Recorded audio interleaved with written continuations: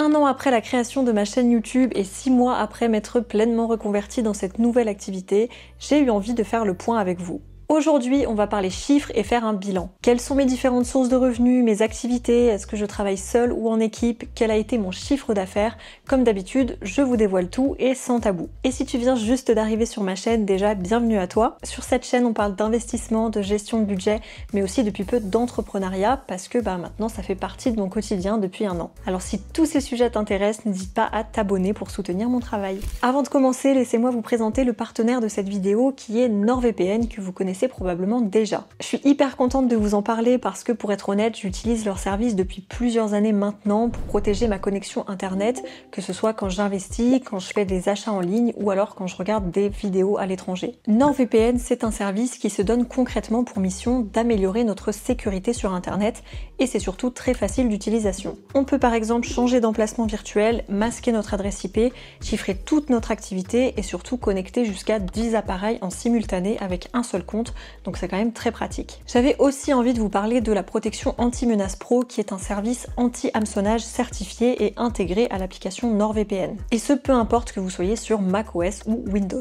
Avec cette fonctionnalité, la protection analyse automatiquement tous les sites que vous consultez et bloque ceux qui sont malveillants avant qu'ils ne puissent vous atteindre. Ça peut être très utile si comme moi par exemple vous faites beaucoup de recherches sur internet. Donc pour bénéficier des services de NordVPN, il existe plusieurs packs d'abonnement dont le pack Plus pour avoir la protection anti-menace pro dont je vous parlais. Pour souscrire, je vous invite donc à cliquer sur le lien qui est en description et surtout à utiliser le code CARO4 qui vous permettra de bénéficier de 4 mois d'abonnement supplémentaires sur tous les abonnements NordVPN de 2 ans. Merci à eux pour ce code promo et on y va pour la suite de la vidéo. Avant de me lancer sur YouTube l'an dernier, il faut savoir que j'étais ingénieure en paysage mais aussi passionnée de finances personnelles. Et en novembre 2024, je décide de publier ma première vidéo YouTube sans penser une seule seconde que ça allait complètement changer ma vie quelques mois plus tard. En avril 2025, je quitte mon CDI pour me lancer pleinement dans la création de contenu. Autant vous dire que tout s'est enchaîné très vite. Alors je ne vais pas revenir ici sur toutes les raisons qui m'ont poussé à quitter mon CDI, tout simplement parce que j'en ai déjà parlé dans une autre vidéo qui est beaucoup plus personnelle, donc si jamais ça vous intéresse, n'hésitez pas à aller la regarder. On va maintenant revenir en détail sur tout ce que j'ai gagné entre début novembre 2024 et fin octobre 2025, soit durant toute ma première année en tant qu'auto-entreprise. Concrètement, aujourd'hui, mon métier, c'est créatrice de contenu sur les réseaux. Mes principales sources de revenus proviennent donc de Google AdSense, c'est la fameuse YouTube monnaie dont on entend souvent parler, et de mes partenariats rémunérés. Et je travaille donc en 100% télétravail depuis chez moi. L'an dernier, je vous avais partagé une vidéo dans laquelle je détaillais tout mon budget pour l'année 2024 avec tous mes revenus inclus. Donc là, je me suis dit que ce serait intéressant de venir comparer mes revenus en tant que salarié ingénieur avec ceux que je touche aujourd'hui en tant que créatrice de contenu. Mais avant ça, il faut quand même que je vous explique quelque chose qui a son importance pour bien comprendre le contexte. Comme je vous l'ai dit, j'ai été salariée en CDI pendant un peu plus de 2 ans avant de décider de partir et j'ai pu obtenir une rupture conventionnelle de la part de mon ancien employeur. Et donc ça m'a permis d'ouvrir mes droits à l'ARE de France Travail, et donc concrètement, ça veut dire que depuis avril 2025 et jusqu'en avril 2026, je bénéficie de ce qu'on appelle les aides au retour à l'emploi calculées par rapport à mon salaire précédent. Mais dans mon cas, c'est un peu particulier parce que je cherche pas vraiment à retrouver un emploi, je cherche surtout à développer mon activité. Donc chaque mois, le montant que je touche par France Travail est ajusté en fonction des revenus que je génère grâce à mon auto-entreprise, ce qui est logique. Et donc plus mes revenus augmentent, moins je perçois d'aide, et ce jusqu'en avril prochain. Autrement dit, ce qu'il faut bien comprendre, c'est que actuellement, je ne peux pas vivre uniquement de mes revenus en tant qu'auto-entrepreneur. Maintenant qu'on a dit ça, parlons un petit peu plus de mon quotidien. Comment est-ce que j'occupe mes journées? Je dirais que je passe environ 50% de mon temps à la création de contenu, c'est-à-dire tournage, montage, recherche d'idées, écriture de script, bref, tout ce qui touche à la production vidéo. Environ 20% de mon temps part dans l'administratif avec la gestion des mails, les factures, la préparation des collabs et toutes les petites tâches invisibles qui sont pourtant nécessaires quand on est auto-entrepreneur. Et les 30% restants, je les consacre à mes études. Parce que oui, ça aussi, ça a son importance. En parallèle du développement de mon auto-entreprise, j'ai décidé du coup de reprendre un cursus scolaire, un bachelor en finance qui est 100% en distanciel, et l'objectif derrière c'est d'approfondir mes connaissances dans le domaine de mon activité. C'est vraiment un choix purement personnel ici, il n'y avait rien d'obligatoire et je pense même que je vais poursuivre ce cursus d'études avec un MBA en gestion patrimoniale. Le truc c'est que j'adore apprendre des choses, j'aime beaucoup étudier et je pense que ça me sera utile à l'avenir d'une manière ou d'une autre. Mais forcément ça prend beaucoup de temps et surtout un temps qui est non rémunéré. Au contraire même ça me coûte de l'argent, mais c'est un choix que j'assume pleinement parce que je sais pourquoi je le fais. Et tant pis si ça ralentit un peu le développement de mon activité. En fait, je suis pas du tout dans une logique de course au profit. Si j'ai choisi de me reconvertir, c'est avant tout par passion et puis pour m'épanouir et créer quelque chose qui soit vraiment utile pour moi et qui ait du sens. L'argent n'a jamais vraiment été le moteur de ma réflexion, pour être honnête. On commence tout de suite avec le premier pilier de mes revenus qui est Google AdSense, donc l'argent que je touche grâce aux publicités dans mes vidéos. Je vais vous montrer directement les chiffres pour que ce soit un peu plus parlant. Quand on crée une chaîne YouTube, il faut savoir qu'on ne génère pas directement des revenus. Il faut d'abord rejoindre le programme partenaire YouTube en passant le cap des 1000 abonnés et des 4000 heures de visionnage au cours des 12 derniers mois sur des vidéos longues. Je crois qu'il y a aussi la possibilité de faire partie de ce programme grâce aux vidéos short, mais en tout cas, c'est pas ce qui me concerne directement. Dans tous les cas, au départ, il faut quand même être patient et surtout accepter de travailler sans rémunération derrière. Et pour ma part, j'ai reçu mes premiers euros d'AdSense le 4 janvier 2025, 5,73 €. Ça paraît ridicule comme ça, mais moi j'étais déjà hyper contente. Et puis c'est surtout l'accumulation de ces micro-revenus journaliers qui finit par représenter quelque chose de concret. Si on regarde le détail mois par mois, voilà ce que ça donne. 236 € pour le mois de janvier, 580 en février et un pic d'environ 1150 € en septembre. Donc vous voyez qu'il y a quand même une augmentation progressive des revenus, même si c'est pas linéaire, parce que ça va dépendre du nombre de vues que ma chaîne génère chaque mois et aussi d'un indicateur clé qu'on appelle le CPM. Le CPM, ou coût par 1000 impressions, c'est tout simplement le montant que les annonceurs payent à YouTube pour que leur publicité soit diffusée 1000 fois sur mes vidéos monétisées. Le deuxième indicateur qui a une influence directe sur ce que je touche réellement, c'est le RPM, donc le revenu pour 1000 vues. C'est celui qui montre réellement combien on perçoit après que YouTube ait pris sa part. Et pour vous donner une idée, YouTube prend généralement environ 45% de commission. Dans mon cas, sur toute la période, le CPM moyen était de 11,15 €, toutes vidéos confondues, et mon RPM moyen était de 7,26 €. Mais attention, on parle bien en montant brut ici, on fera le calcul pour savoir exactement ce qui me reste dans ma poche après. Tout ça pour dire que oui, toutes ces mini-pubs que vous voyez sur nos contenus sont pénibles, on va pas se mentir, et moi aussi c'est quelque chose qui me dérange en tant que consommatrice, mais d'un autre côté il faut quand même se rappeler que c'est en partie grâce à ces publicités qu'on peut vous proposer du contenu entre guillemets gratuit. Et personnellement c'est en voyant ces premiers euros arriver sur mon compte que j'ai trouvé la force et la motivation de continuer mon travail. C'était la preuve quelque part que ma passion pouvait se transformer aussi en quelque chose de lucratif et de durable.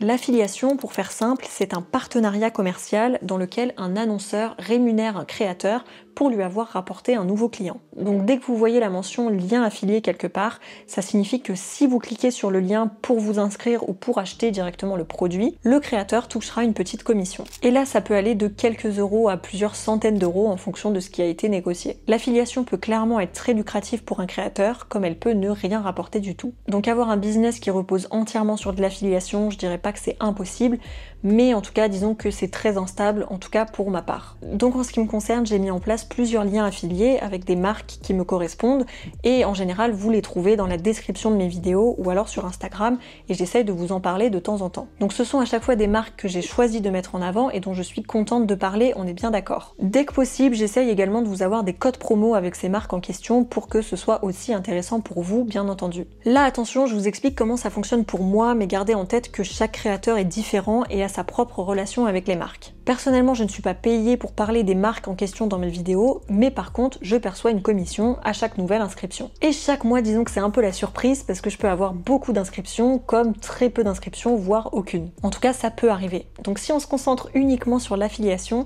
mes premiers revenus sont arrivés en mai 2025 avec un total de 600 € générés. En juin, c'était 786 € et le mois le plus rentable a été septembre avec 1737 € de commission, mais par exemple en août, je n'ai rien eu du tout. Et donc pour stabiliser un peu tout ça, j'ai décidé de mettre en place une autre forme de collaboration commerciale qui est ma troisième source de revenus aujourd'hui et il s'agit des vidéos sponsorisées. Dans mon cas, il s'agit exclusivement d'intégrations qui sont en général placées au tout début de la vidéo, dans laquelle je présente les services d'une marque en particulier. Alors pour ceux qui se poseraient la question et qui s'inquiéteraient, rassurez-vous parce que aucune marque n'interfère avec mon contenu. Je reste totalement libre dans ce que je produis. En fait, je refuse catégoriquement de faire ce qu'on appelle des vidéos dédiées à une marque en particulier parce que je tiens beaucoup à garder mon intégrité, mon esprit critique, ma créativité, ma nuance surtout. Bref, tout ça c'est extrêmement important pour moi et autant vous dire que ça va continuer comme ça. Mais si on en revient juste aux sponsorisations, il faut savoir qu'elles m'ont rapporté jusqu'ici un total de 1300 € parce que j'ai mis ça en place tout récemment, donc ça représente pas grand chose à l'échelle de mon chiffre d'affaires. Et maintenant qu'on a tout, on passe à ma partie préférée, le calcul final. En additionnant toutes mes sources de revenus, dont 6606,56 € pour les revenus AdSense, 4321 € pour l'affiliation et 1300 € pour les vidéos sponsorisées entre novembre 2024 et fin octobre 2025, ça nous fait un total de 11 627,56 € brut générés. Ce sont donc bien mes revenus AdSense qui ont représenté cette année ma principale source de revenus. Mais comme je vous le disais, je reçois également des revenus par France Travail qui varient selon les mois et qui surtout me permettent de développer mon activité un peu plus sereinement et notamment les mois où je génère un peu moins de revenus. Ces aides financières varient entre 0 et 1500 € en fonction des revenus que je génère par mon activité. N'empêche que si on inclut ces aides, on se rend compte que j'étais pas si éloignée que ça de mon ancien salaire en tant qu'ingénieur, mais on va y revenir un peu plus tard. Maintenant, quand on est auto-entrepreneur, on a quand même pas mal de choses à payer, dont l'URSSAF, la cotisation foncière des entreprises et bien sûr les impôts. Cette année, comme c'était ma première année en tant qu'auto-entreprise, je n'ai pas eu la cotisation foncière à payer, mais ce sera le sujet de l'année prochaine. Par rapport à l'URSSAF, j'ai bénéficié cette année de l'ACRE, donc qui est une aide à la création d'entreprise. Concrètement, ça m'a permis d'avoir une exonération partielle de mes cotisations sociales. Tous mes revenus étaient soumis à environ 13% de cotisation au lieu de, je crois, 22%. Mais comme ce mois-ci, ça va faire 1 an tout pile que j'ai démarré mon activité, ça veut dire que cette aide s'arrête bientôt pour moi. Tout ça, ça fait que mon chiffre d'affaires net était en réalité de 10 115,98 €. Ensuite, bien sûr, il y a les impôts à payer, mais je vais pas faire le calcul ici parce que ça voudrait dire qu'il faudrait que j'inclue aussi l'ARE que j'ai perçu et mes fiches de paye quand j'étais encore salariée, du coup entre janvier et avril 2025. Donc en fait, ce serait pas vraiment représentatif de l'impôt que j'ai à payer sur mon chiffre d'affaires en tant qu'auto-entreprise. Mais en incluant toutes ces charges financièrement parlant et hors impôt,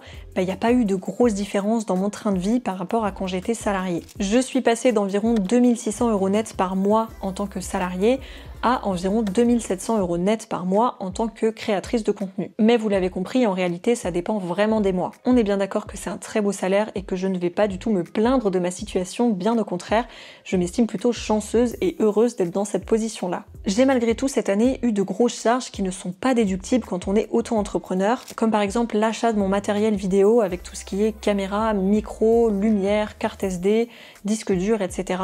Il y a aussi toutes les licences et les logiciels qui sont nécessaires à mon travail, comme par exemple Final Cut Pro, Canva ou encore Epidemic Sound que je viens de souscrire récemment. Bref, du coup, si on voulait vraiment être précis, il faudrait aussi déduire toutes ces charges-là de mon chiffre d'affaires, même si bon, pour simplifier, je les ai pas pris en compte ici. En plus de ça, pour m'aider dans la création de contenu, cette année, j'ai décidé de déléguer mon montage vidéo. Et par rapport à ça, d'ailleurs, je vous invite à aller voir cette vidéo qui a justement été travaillée par mes monteuses, tout comme celle-ci d'ailleurs. Franchement, c'est clair que ça représente un coût, on va pas se mentir, quelques centaines d'euros par mois en fonction du nombre de vidéos et du type de vidéos qui sont produites. Mais pour autant, je regrette pas du tout ma décision parce que ça va me permettre de me libérer beaucoup de temps pour faire ce que j'aime le plus faire dans la création de contenu, c'est-à-dire écrire mes scripts et tourner mes vidéos. Et tout ça au lieu de passer des heures derrière le montage qui n'est clairement pas ma partie préférée.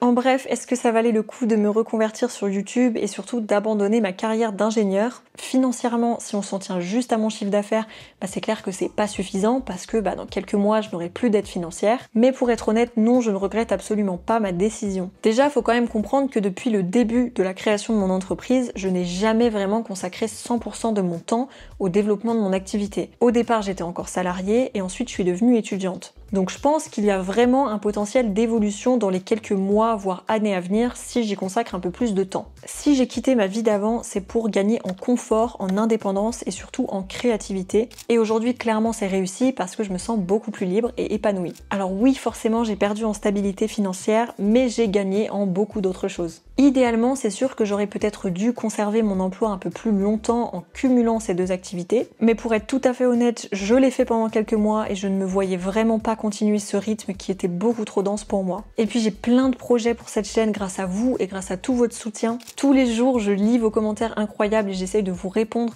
parce que je mesure la chance que j'ai d'avoir développé une communauté qui grandit et qui surtout apprécie mon travail, alors que avant de me lancer sur YouTube, je n'étais absolument personne sur les réseaux. Pour tout vous dire, je sais pas exactement comment va évoluer mon activité à l'avenir, ni quel contenu je vais vous proposer dans quelques mois ou quelques années, mais ce que je sais, c'est que j'ai surtout envie de continuer à faire ce qui me passionne et à développer cette chaîne avec vous, et c'est clairement ça qui me motive chaque jour. Maintenant, pourquoi est-ce que, par exemple, je ne crée pas de formation, je ne vends pas de produits, je ne vends pas de services, etc. Tout simplement parce que je n'ai rien de ce type à vous vendre et que ça ne correspond pas du tout à ma personnalité. Pour être très transparente, je n'ai pas cette ambition-là et je ne l'ai d'ailleurs jamais eue. C'est pas pour me mettre à vendre un service ou un produit que j'ai décidé de me lancer dans la création de contenu, mais c'est tout simplement pour créer du contenu. Donc très honnêtement, je préfère collaborer avec des marques de temps en temps pour augmenter mon chiffre d'affaires global plutôt que de vous vendre une formation. Mais attention, bien évidemment, chacun ses projets et ce que je dis là, c'est pas du tout une critique envers ceux qui font différemment. Et je reste aussi très sélective sur mes partenariats parce que je tiens vraiment à préserver mon image et mes valeurs. Donc j'ai conscience que je pourrais gagner beaucoup plus d'argent, mais est-ce que je serais vraiment plus heureuse pour autant? Ben probablement pas. Pour moi, l'essentiel c'est que mon travail quotidien soit en accord avec mes convictions et qu'il me corresponde pleinement.